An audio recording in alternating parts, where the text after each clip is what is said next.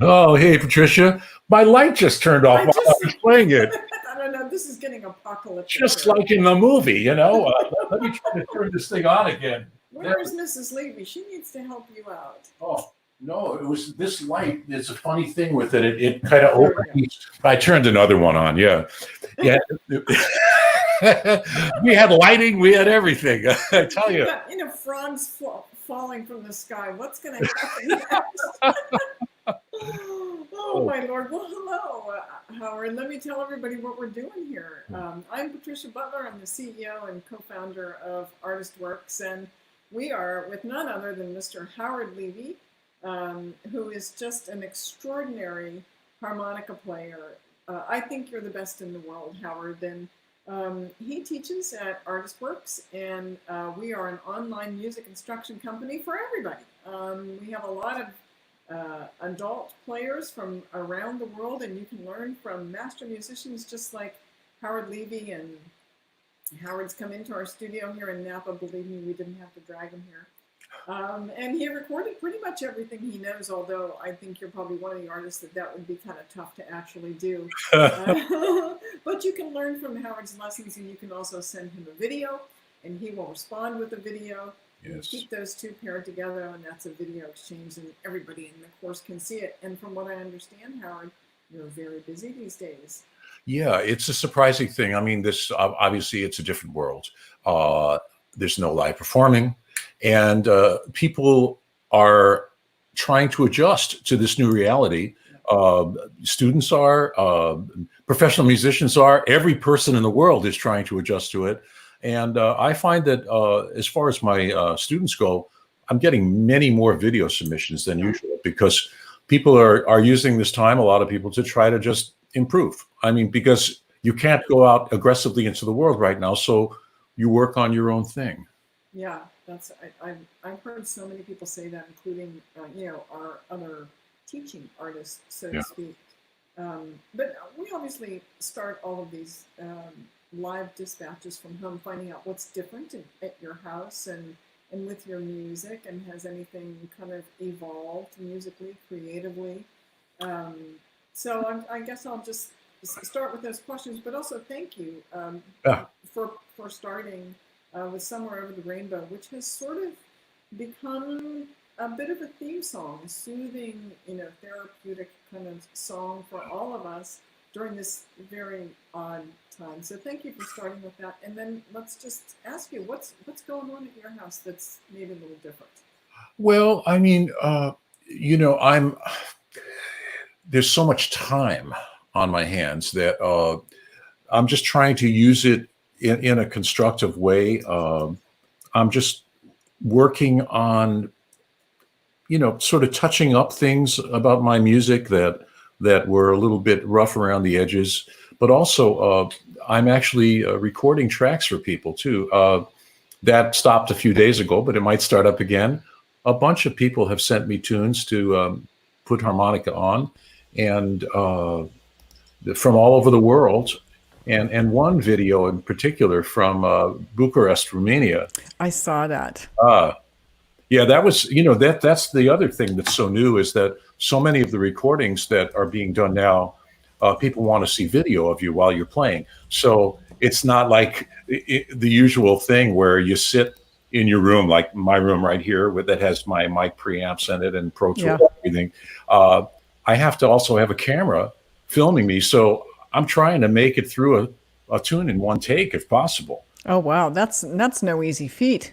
No, I'm not used to it, and so although of course I'm used to it live, so Yeah, right. I suppose so. Right. like the way you'd play live, except there's no audience. Yeah, but like not everything you play is like live. I mean, when you're recording, at least you get a chance to say, "Whoops, pick up. I'm going to do that again." But now you're on video and you're recording. Oh my goodness. Yeah, and so you try to get relaxed with. Let's see, is it more relaxing to play just with the speakers on and my mic rejects stuff behind it?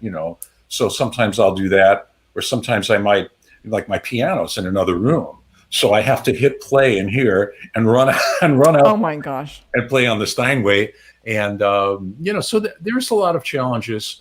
But I've actually been recording a lot of piano stuff, keeping it in tune as well as I can. Yeah. Because the tuner can't come over, and trying to keep the humidity constant.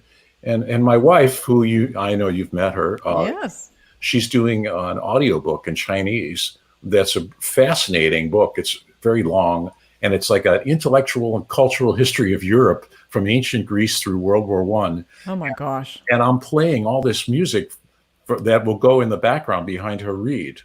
And so she'll say, "Oh yeah, well, this, it's about Gregorian chants and the early Catholic Church." And I start thinking, and of course, I love playing music that goes with pictures and with narration. And I've done a lot of that in my life, but not so much in recent years. So every morning I've been waking up and going to the Steinway and just improvising stuff. And it's been a real, it's been really cool, real interesting.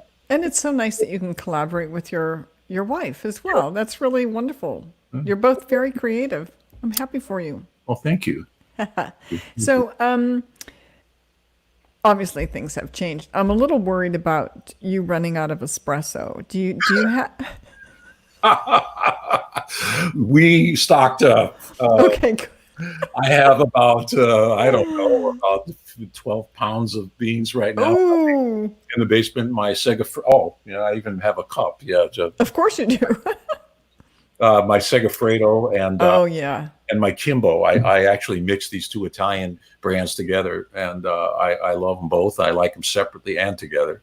Yeah. I have my hand pulled shots, La Pavoni machine, the Euro Piccola, and so I'm set that way. And my wife's a fantastic cook, and she's like a jazz musician in the kitchen and mixes all different kinds of cuisines together. So we are stocking up on food. Okay. Because you just don't know what's going to happen. Right we really don't. But I have been thinking about you and that beautiful machine that you have, and thank you for making me a wonderful espresso. My friend Ellen and I went to visit Howard. I don't even remember when that was, but it was so nice to come there, and you pulled us a nice espresso. And I don't know if you've ever watched Bob James on Facebook, but he makes these gorgeous designs with the froth milk. My gosh. He's the expert, huh? Yeah, he goes all the way. All the way. I have no idea how to do anything. Neither. I don't know. I can be creative, but not with froth. Okay. Yeah. I mean, that's just not happening for me. So we've been having fun on a lot of these conversations, and there's just a couple of questions I thought I might put up on the screen here because people have questions and comments. So I don't want anybody that's trying to say hello to you to miss their opportunity. So I don't know if you know all of these people or not, but here are a couple. This is Abdullah. I don't know Abdullah, but he's saying hello. And here is Dan Cook. Greetings, Howard, and everyone else. Super excited to watch the master at work. Well, you are going to see some of that mastery coming very soon here. And John Guth. Oh, hey, John. Yeah, John is a fantastic musician, great guitarist, composer. No term describes him. Singer, songwriter, composer, engineer. And I recorded a harmonica on a bunch of tracks of his fantastic original tunes that are beyond category. And eventually they're going to come out on a CD. Eventually, right. Sometime in the future, somewhere over the rainbow. Yeah. And Susan was the first person to join us tonight. Susan, thank you for being Johnny on the spot. We were almost late. I won't even tell you what was happening before we got on here. Howard's like pushing buttons and I'm trying to find things. And, oh, Lord. And Brian is in from Long Island, and I know that he's a big fan. He also happens to write about you for Artist Works. Oh, that's why I know your name. Oh, okay. That's why you know him. Yes. Yeah. And whoops, that's Terry. I'm sorry. Did you? Looks like you finally found us. Hey, Terry. So that's good. Do you know Terry? I sure do. Okay. And then Stockton. Okay. And then there's just a couple more, Howard. I don't want to bore you, but I want you to say hello to these folks. Nice to see you here. Yeah, isn't that nice? Wow. And then here's Cynthia. I'm not sure. It sounds familiar, but I'm not sure. And this Soren. This, from Bucharest. Right, exactly. So I had to. And that whole thing came about because I met him at the GEN convention, the big Jazz Education Network convention in New Orleans, and I was just totally knocked out by his music and his playing. And then he heard me play, and so he invited me to play with him at a few jazz festivals in Romania this summer. And of course, that ain't happening. So we're doing the next best thing. Yeah. Well, what really is the next best thing, though? Is it just working on these things virtually? It's the only thing you can do is to try to, deepen the connections between people and, try to collaborate. But it's kind of hard because, you have to also pay attention to what's going on in the world. I mean, everything is so immediate. We get the news like every 5 seconds. And a lot of my days are spent reacting to the news when I'm not like really busy. And it takes you, and you're here, you're there, you're sideways, you're trying to figure out what you're supposed to do in response to it, and then meanwhile trying to work on your music. Yeah, and maybe it can be a bit of an outlet. I think, as I've said in these broadcasts before, for me, music is very therapeutic. But then there are times when it's just kind of distressing for me. It's just really hard for me to pick up the flute and feel creative. Sometimes I really just don't. I just want to go for a walk. I feel like I need to clear my head. Yeah. And I've got my mask on and my, everything else. I'm just scared to death that somebody's going to come by me and sweat on me or something. Yeah, no, it's really scary. And, where I live in the Chicago area, we're one of the hotspots of the country. And it's the thought of even going for a walk in a public place is scary. And we haven't really done much of that at all. Plus, it's been really cold here, actually. It's been in the 30s at night still. Wow. Wow. So it's, it's weird. I mean, but luckily I love the person I'm trapped inside with. And isn't that great though? I can't complain. I have to part of it. Yes. That part of it is good. Yeah, it is really awesome. It is. That part of it is really good, but I miss my colleagues. I mean, we've got, a whole team of people that I don't get to see very often, and I really like working with them. And I'm sure it's a similar feeling with fellow musicians. Well, yeah. I mean, performing is the way that I get my mojo. That for a musician, you practice, you teach, you write music, but the performing is the way you vent and the way you also interact with audiences. And I actually felt like that was happening when I was playing Somewhere Over the Rainbow. To actually know that I'm playing for people made me play really differently. And it felt really good. So well, I think that is just a perfect segue. What would you like to play for us now, Howard? Oh my goodness. Well, maybe I'll just do something. I have a whole bunch of instruments here that people don't know that I play. And so I thought, That's cool. just sort of show a few of those. This is the smallest instrument I own, and I got it years ago. It's a 4-hole ocarina. And it's an ocarina.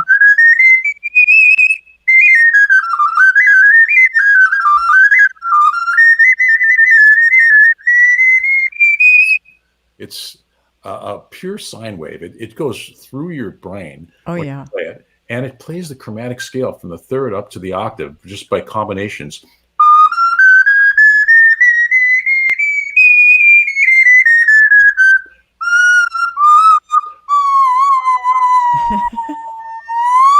I mean, what a great little instrument. That's very fun. It's We beautiful. have a bigger ocarina. It's like as big as your hand. David was playing it the other day. I can't, maybe he'll come on here and tell me what he was playing it for. I can hear it.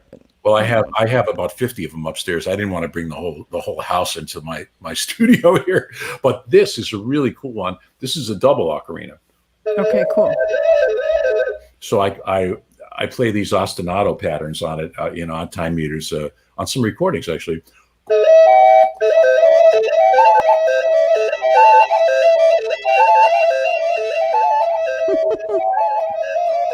It just sort of came out of my, I don't know where, one day. That's an 11/8 Bulgarian rhythm. Oh. And I played that at the end of the recording of this tune called Brazilian Dorian Dream on the first Trio Globo album. I hadn't planned on playing it, but why not? Yeah, why not?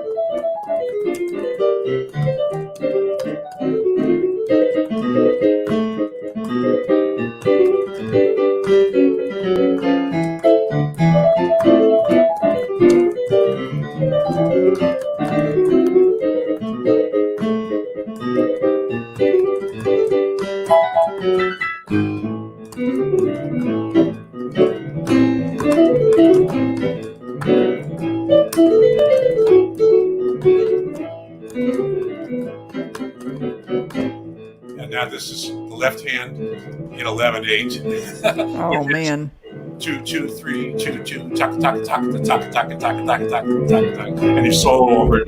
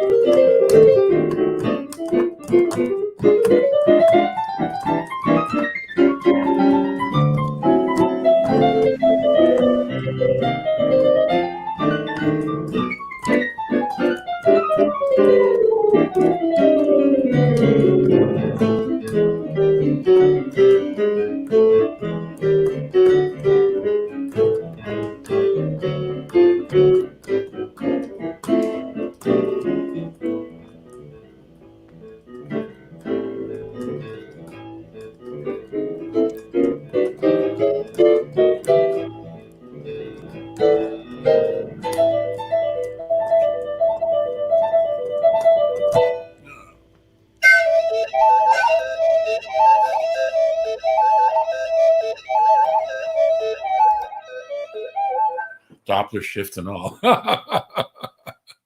Oh, Howard, that was great. That was great. And not a single harmonica. Just just an ocarina. Just an ocarina. It's that tune was written by a really fantastic Brazilian jazz pianist named Manfredo Fest, who used to live in Chicago, and he wrote it as a samba trace, which is like a big 3.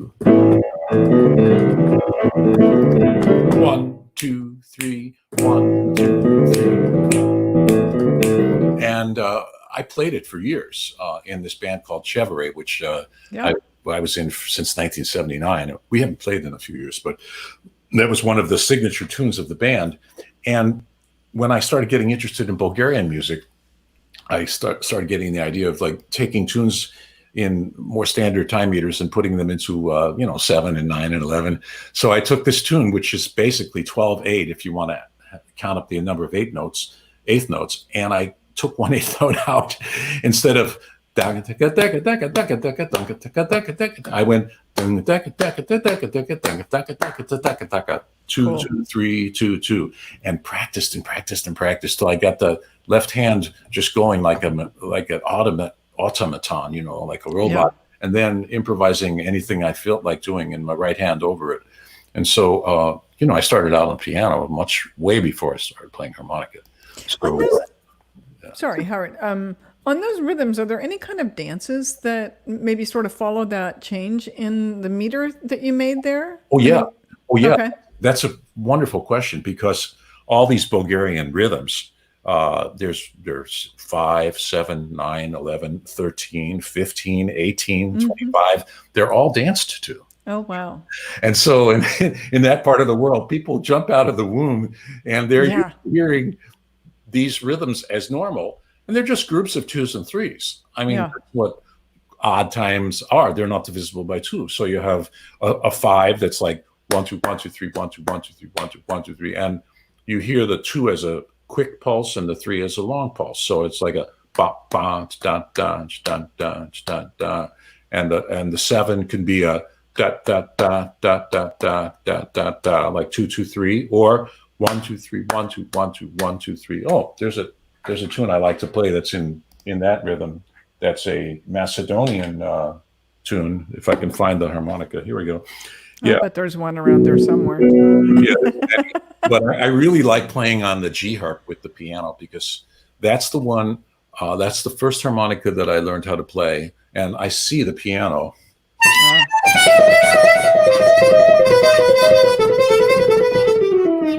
As you know, the G harp, they're like the same.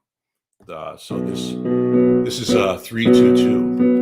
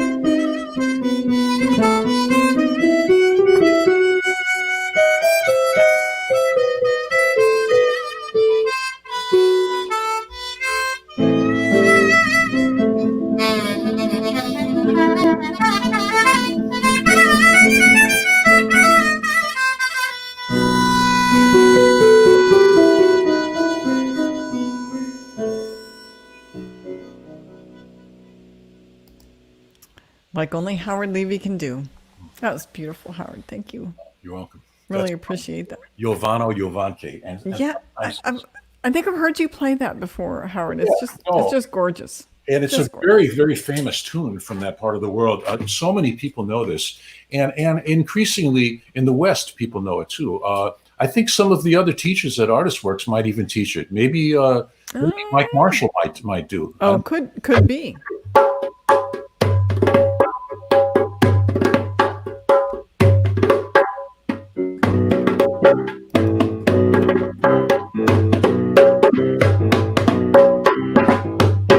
I have fun doing it. You and Bela Fleck, I don't know. I think you've trained each other to like tap your head and rub your belly. You guys really do some crazy rhythms.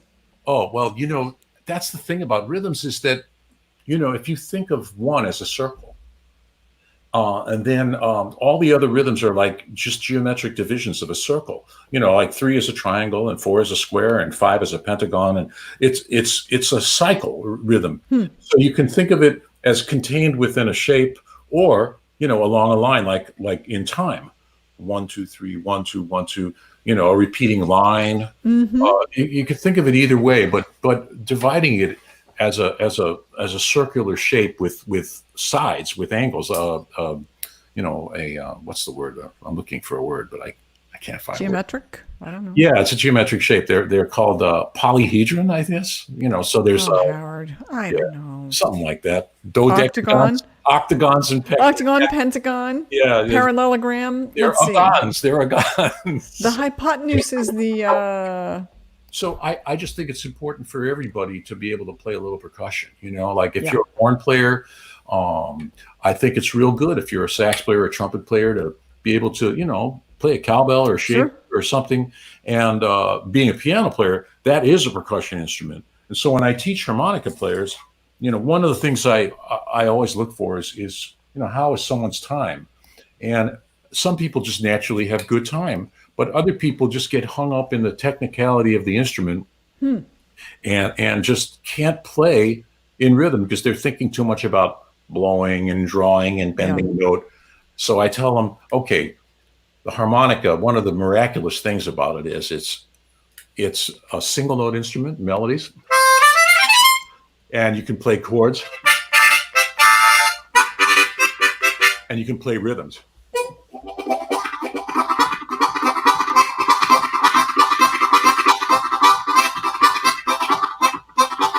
All different kinds of rhythms. So the most standard, this is not the greatest harmonica. We'll see. The most standard thing that blues players learn how to do when they first play, it doesn't involve any technique at all. It's just a rhythm. It's called the shuffle.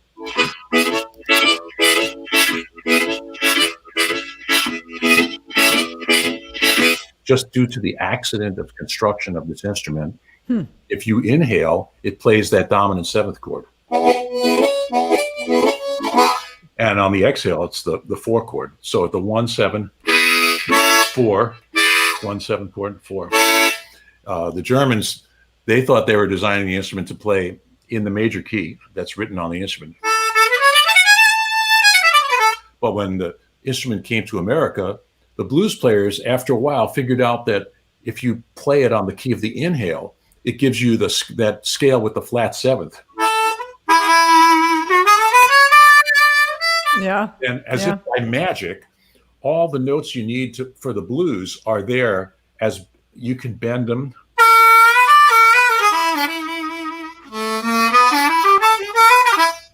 This is just a miracle that this instrument actually exists. It's incredible. But it's incredible. Part of it, I tell people just to get the rhythm into your body, tap your foot.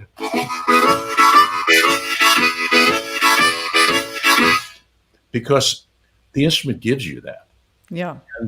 And just have fun with it. And if 2 harmonica players are playing together, which these days it's not an easy thing to happen. No. One guy can go like this, and the other guy can play solo licks.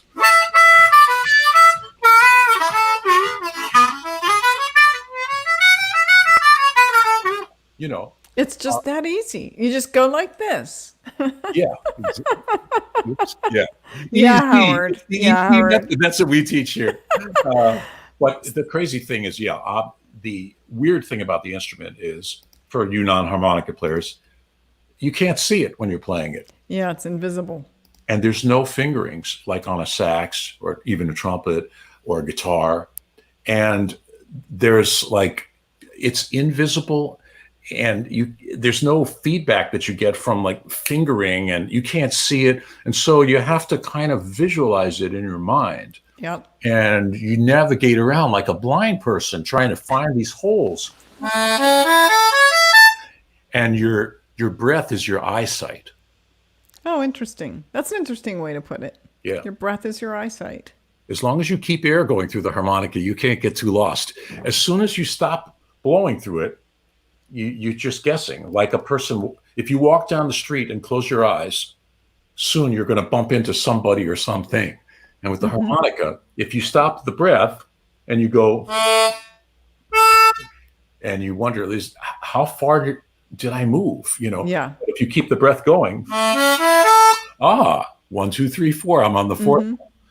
You know, so when you're starting to learn the instrument, the important thing is to keep the breath going.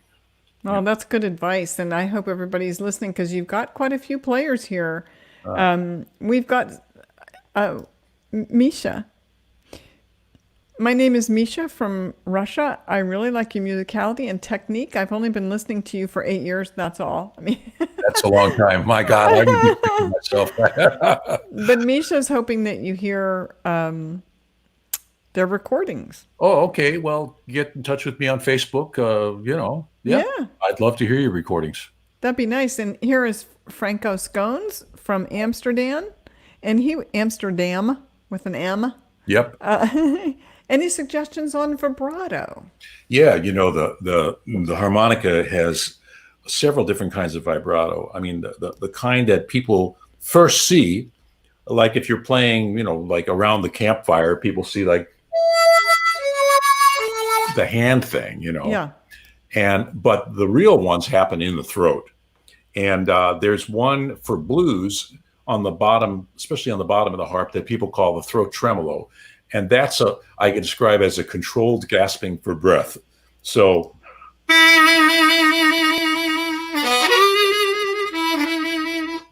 that's on the inhale, and a little on the exhale. You can do it too. It's like.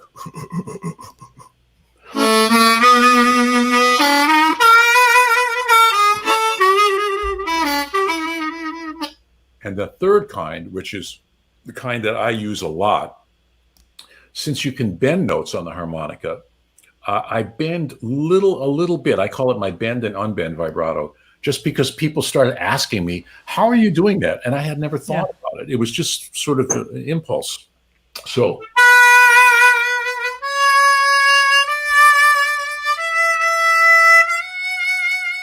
So those notes that can bend, like this one, that can bend a half step, but I bend it a little bit. That one can't bend, but I can sort of bend at it.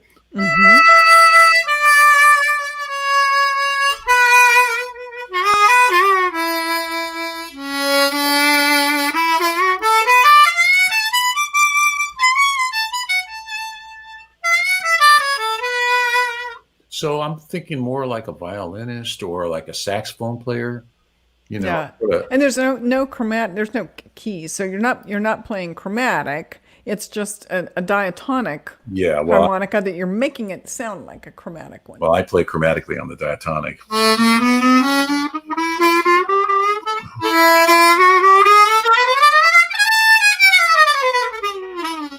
I can play a full 3-octave chromatic scale. So.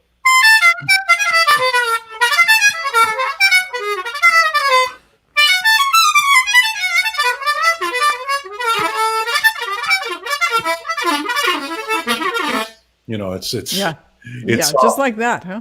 And I figured it out how to play chromatically on this when I was 18 or 19 years old, because I started as a pianist, as you can see, and when I picked up this instrument wanting to play blues, and I mean, I just absolutely fell in love with the sound of it for blues. And the first one I bought was a G. I'm going to try to find my G harp. Here it is. So. I got very frustrated that there were notes that weren't there, especially this one particular note when I'm trying to play.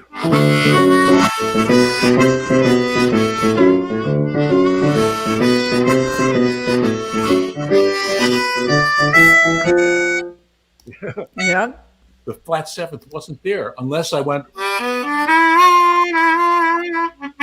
and the first octave bent down the note, but it wasn't in the second octave. I thought, what kind of crazy instrument is it that doesn't have all the notes? This is impossible. Yeah. It has to be here. I'm 18. What do I know? I'm stubborn. You couldn't tell me anything. I was stubborn. And so after a while, I figured out, that you could bend the draw notes on the bottom because they were higher than the blow notes. You could bend the pitch of a draw note just down to just above the pitch of a blow note. And on the top, the blow notes are higher.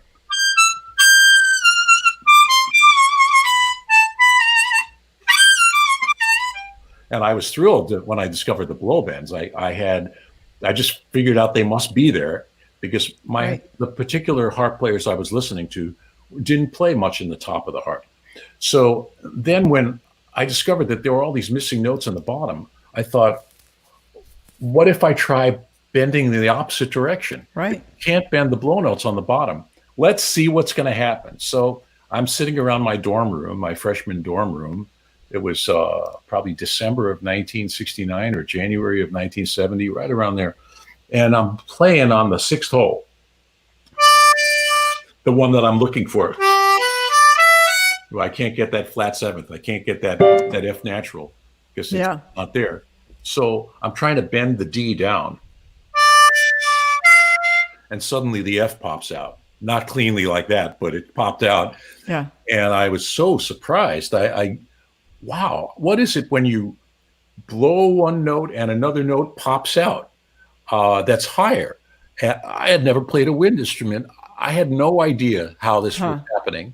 So I asked a friend of mine who was a saxophone player, what is it when you do that? And he said, it sounds like you're overblowing a harmonic. That's a harmonic, yeah. Which it isn't. Oh, it isn't. on a normal... On a flute it is, yeah. Or a trumpet, of course it is. On this instrument, it's this weird interaction between the reeds. So I had no idea because you can't see it. And if you open it up, you can't really see what's going on if you play it. Yeah, it doesn't tell you much when you open it up. No, unless you're playing it and looking in a mirror, which I never thought about doing. Plus, in the old days, they were nailed together. So once you opened them, that was it. You could never get it back together again, right? Yeah, you can't get your refund. No, and they were but they were cheap back then. They were $2.50 when I first started. Oh, wow. So I started calling it overblowing, which I'm really sorry I did because it implies that you have to play louder or harder or something, which you don't. So, I mean, I can do all this stuff at a whisper.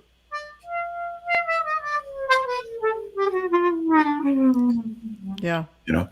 It's all the resonance and the position of the inside of the mouth. Yeah. It's amazing. I mean, I didn't know that until I started teaching and students started asking me stuff, and some of them knew about the way that the reeds were working because they had read about experiments and told me this stuff. I mean, I didn't know. I just did it. Yeah. Well, you create a very unique sound. Obviously, you're very virtuosic, and you're so musical though. You could end up being just like a gymnast, where you're just doing flips and twirls and all of that too much. But you don't do that. You're still very musical and melodic, and I like that. And so we have a couple questions here, if that's okay, Howard. Oh, absolutely. George Cole, who's been with us for quite a while, is just curious, do you divide by twos and threes mostly when you're, I guess, working with these odd meters? Yeah, that's what they all are. They're, okay. For example, like the 7 that I played, the one that went, it's 1, 2, 3, 1, 2, 1, 2, 1, 2, 3, 1, 2, 1, 2, 1, 2, 3, 1, 2, 1, 2. And the 11 was 1, 2,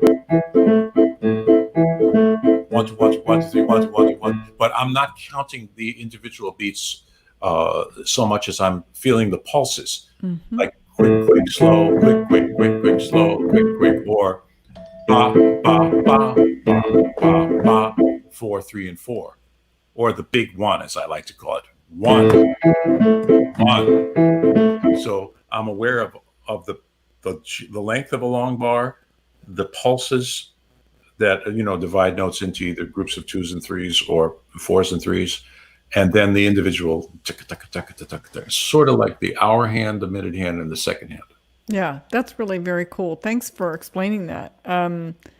I was sort of wondering myself, because I mean, you can get into 7/8 and 11/8 and all of that, and you really do just have to break it down into smaller patterns. So, Yeah.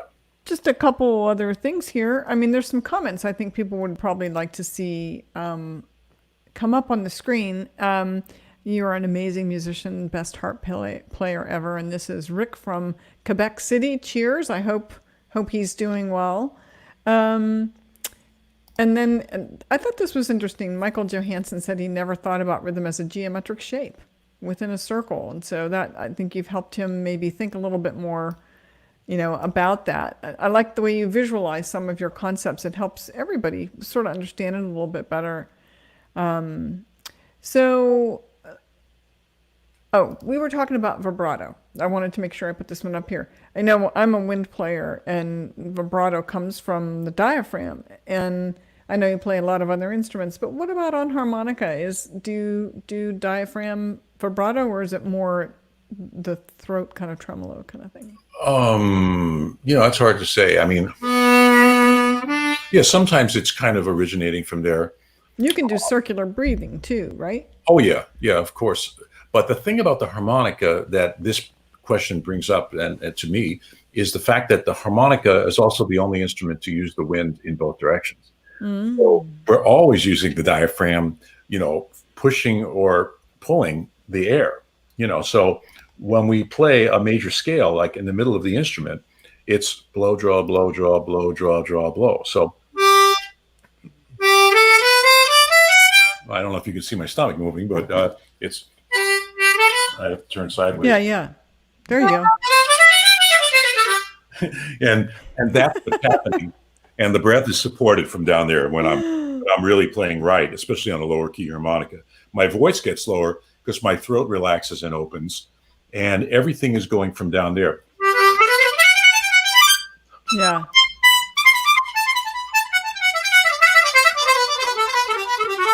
My diaphragm is changing every time the breath direction changes. Yeah. And of course, there's certain patterns where the breath direction changes fewer times. Like if you go, that's only one change of breath direction. There's 3 holes that are draw and 1 that's a blow at the end. And that's the opposite. That's 3 blows and a draw. Yeah. Wow. Those are kind of like the bow bouncing over the strings on a violin in a way. Interestingly, it also resembles the pick sweeping technique on guitar. Oh yeah. What's his name? That's terrible. Played with Chick. Wait, guitar player that played with Chick? Yeah, on the tour that we did. I know him real well. Oh God. Oh, no. Now anyway, you're pick sweeping. Everybody knows who I'm talking about. David's going to know. We hung out and we, it's very analogous to the way that he has figured out like left hand fingering patterns along with pick sweeps, and the way that I'm going, all that kind of stuff. Yeah. It's the instrument. There's like a rhythmic aspect of this instrument that has nothing to do with the rhythms I was talking about earlier. It is the rhythm of your breathing. So when you play a passage with eight notes in it, there's a separate rhythm of the breath. And for example, this is the first time I was aware of it. I had to overdub something that went like playing in E flat on a G harp.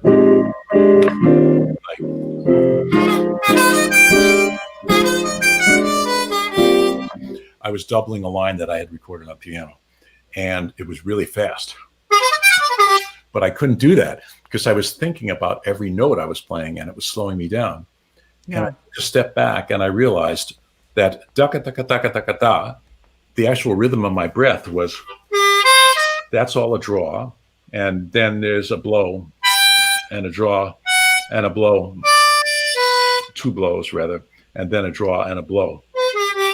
Ba da da da da da. da da da da da da. Once I realized that, then I just played it like it just played itself because I'm Cool. organizing the breath Yeah. direction changes from here instead of thinking about what notes I was playing.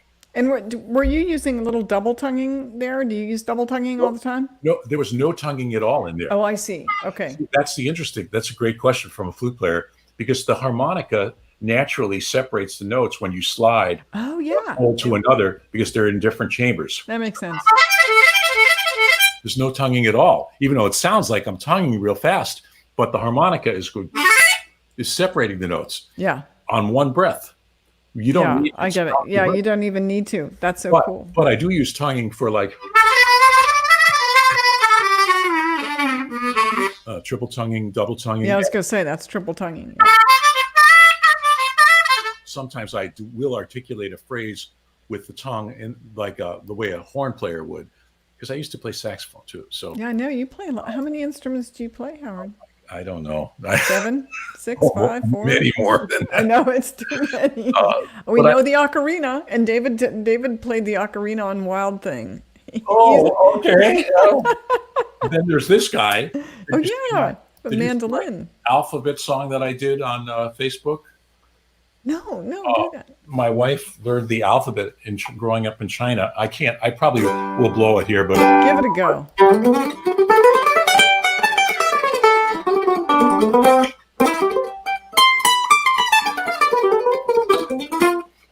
mandolin, I used to play mandolin a lot. I have no calluses now at all.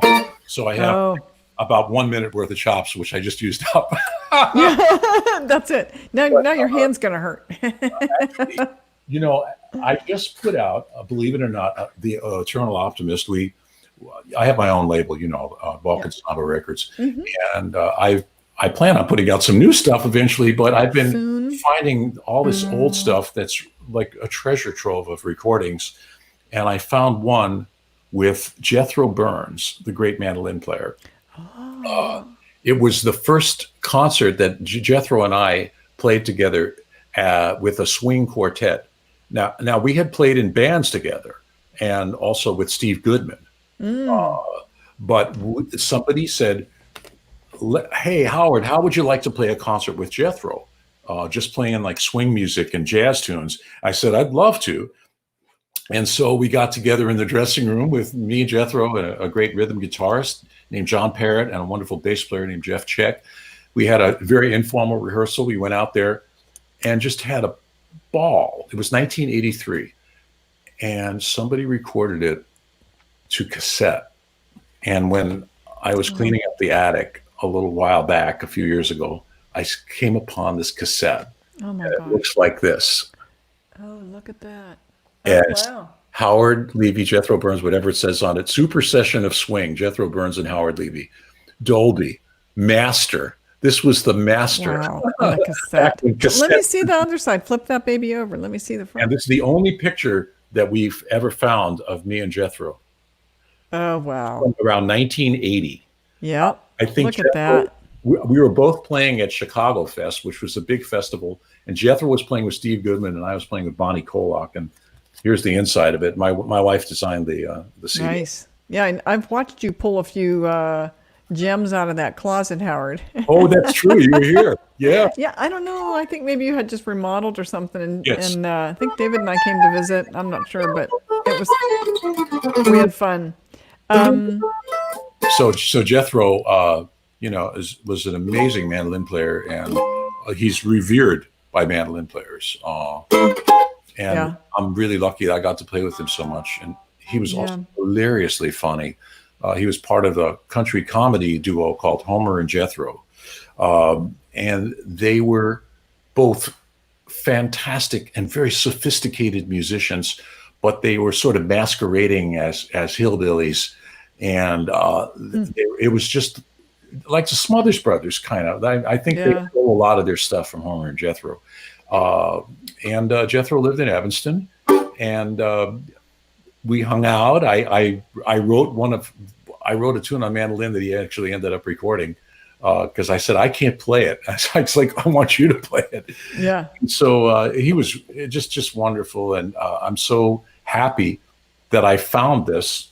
And I would recommend that people, if people are interested in it, just download the tracks. I mean, the days of CDs and also of just mailing stuff. Yeah. Right now, I mean, people are afraid to open their mailboxes. Yeah, no kidding. They don't want to touch a package unless they've sprayed it with 409 and get the hand sanitizer out. And That's what we're it's a doing. new world. It's a new world, Howard. Sprayed the box of CDs, and we just to be able to handle this one, we went over it. We took the shrink wrap off with gloves on and put alcohol all over it. I mean, it's great. Yeah, we're going to figure this out. Well, you've got a few folks that are saying hello. One from Tunisia. Thank you so much for joining us all that way. And then here it is. Here is the name you're looking for. Oh, Frank Gambali, of course. Thank you, George. It's terrible. You know, unbelievable guitarist. I know. Absolutely innovator, brilliant, amazing. Yeah, absolutely. And we do. I think we have a couple of people here from Brazil, and I just wanted to acknowledge that somehow they find out about these things, and I'm always happy that you're here. And also thank you to the folks who have tuned in multiple times. It's really great to see that you're following us a little bit and you come around and listen to these great artists that we have the privilege of working with at Artist Works. And Howard, of course, is one of them. And as I mentioned at the top, we have a unique way of learning at Artist Works. And one of the things that makes us so unique is the master musicians that have recorded these incredible lessons that you can learn from. And of course, you can get a video response from them as well. But Howard, it's always a pleasure to talk to you, and to be with you is even way, way more fun. But I really admire your musicianship and your virtuosity, and I hope that everybody out there wants to get a taste of what you teach. And if you're interested in just getting some sample lessons, you can just go to artistworks.com/free lessons. But you also see I'm scrolling across the bottom of the screen a discount code, whether you're a current customer, and I know some of you are, or whether you're someone that we've never met before. We're happy to extend a little discount to you, especially during this time when, money can be a little bit tight. So we welcome all of you. And I think, Howard, what we would love is for you to play us a little something as we end this live broadcast today. What would you like to play? And how many instruments can you play in one song? Maybe I should have asked you that. Oh, I think 3. 3? That's it. All right. I'm seeing I don't know. multiple people are saying they think you can do 4 and 5. Well, I mean, of course I could, but I didn't bring them all down. I just have to play this one for you. Okay, play this one. Here we go.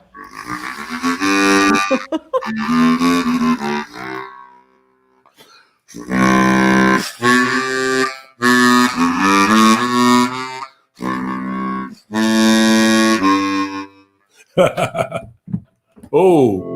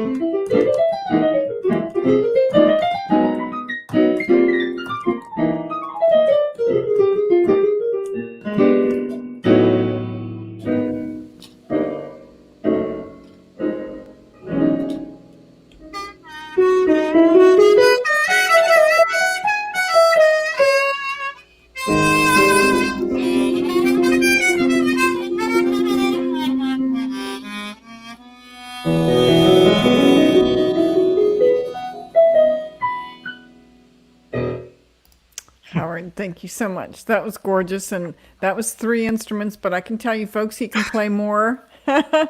And thank you everybody for joining us today. I know there were a lot of questions here that are really about, vibrato and how can you do circular breathing and, chromatic versus diatonic and all of that's really great questions. We wanted to make sure that we were able to also entertain as well as educate today. And I promise you that if you have questions like this, you can reach Howard at ArtistWorks. And like I said, you can get free lessons if you go to artistworks.com/free lessons. And we're showing you a promo code right now. I feel like I'm on a telethon. But there's a promo code down there if you want to get 25% off. What were you going to say, Howard? I'm just so proud to be part of ArtistWorks. I really am, because I was proud of it before, but even more so now when it's like I don't know, like the shining castle on a hill or something, because it's a place where it was almost like set up for a situation like this, where there's all this knowledge here, and it's just, it crosses every style of music, every kind of instrument, and art, and music theory, and all this stuff. It's truly amazing, and now it's so much more important now relative to the scene in the world, where you don't have alternatives. And if you want to get music instruction, you have to do it online, unless you happen to live with someone you're taking lessons from. Yeah. I think it's a new reality too. There was a time when we had difficulty getting people to subscribe to our idea that online instruction can actually be better than in person, because you take the nervousness out of it. You take the clock out of it. You don't have to sync up with Howard Levy. You can record your video or study at 3:00 in the morning if you want to, while he's playing a gig somewhere. And now it's like the light bulb went off, and people are understanding. Oh yeah, they can actually you can have access to these wonderfully talented master musicians, and enter a learning conversation with them. And so we're really very pleased that people all over the world have been turning to us, at least during this time. And I know they may not stay, but for now, let's get everybody that we can to play music. And I think I know David is the one that said he really very much enjoys listening to music, but he loves playing it about 100 times more. Yeah. And so we want to get more people playing music. Let's feel good about what's going to happen in the next couple of months. And if we have to stay home a little bit longer, then let's let music be a healer, and let's find some comfort in each other. And we can all do that through these live broadcasts, certainly. And we can also meet up on ArtistWorks. So we can do all of that. Well, it's great to be here. I just do have to point out one other thing. Sure. As part of my school, I record backing tracks for people on piano, and a lot of the backing tracks are really good. I mean, I don't play like a robot. I mean, I really play, and so of course there's many backing tracks available online. But the thing is that when I do a pre-recorded lesson on a tune, I'm playing along with the track that I've recorded, so I have to enjoy playing to it. And so if you are studying the tune, you have the option of playing with the track that I played. And a good example of that, the welcome video that I put up, not the present one, but the last one, which was a Beatles tune, And I Love Her. That was my backing track, and I just so happened to be listening to iTunes just randomly one day, and it came on, and I went, oh, that's really nice. Why don't I record harmonica to that? Like, it just sort of hit me, and I ended up getting like 52,000 views of the video on Facebook. I had no idea that was going to happen. Yeah. So I'm just telling people that the backing tracks, a lot of them are really good, and you'll enjoy playing with them. Yeah. Well, that's nice of you to bring that up, because it's, I think some people out there just don't know what it's like to learn with us. And I don't mean for this to be a big commercial, but I think it's a great point to bring up. The backing tracks can be phenomenal, and from really famous, wonderful musicians. And yours just happened to be from your own fingertips, which is so unique, and this is really your teaching legacy. And we're quite happy to, be the stewards of that, Howard. Thank you. Thank you. It's a pleasure. Well, thank you everybody for joining us. We had quite a crowd today and a lot of questions. I apologize we didn't really get to all of them, but you will be able to see this video on Facebook and on YouTube going forward, and so you can enjoy it whenever and for however long you would like. And we do hope to welcome you online sometime soon at ArtistWorks, and just want to thank everybody for being here. And you too, Howard. You're welcome. Take care. Bye, everyone.